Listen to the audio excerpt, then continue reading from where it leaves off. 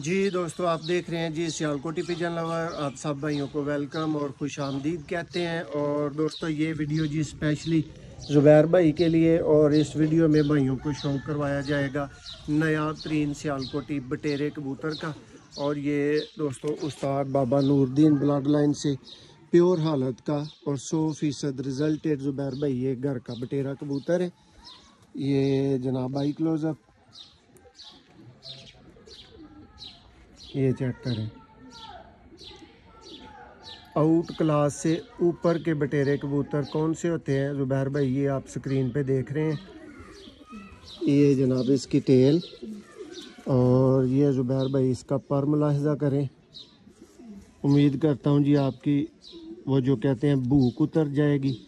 ये करीब से इसकी तीली नोट करें। ये बाहर के 3 पर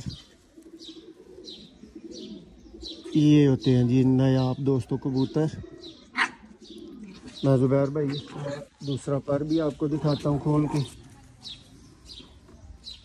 देखें जी।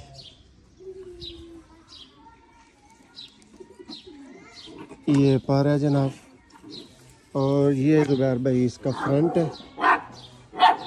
उम्मीद करता हूँ जी आपकी बहुत अच्छी तसल्ली हो गई होगी।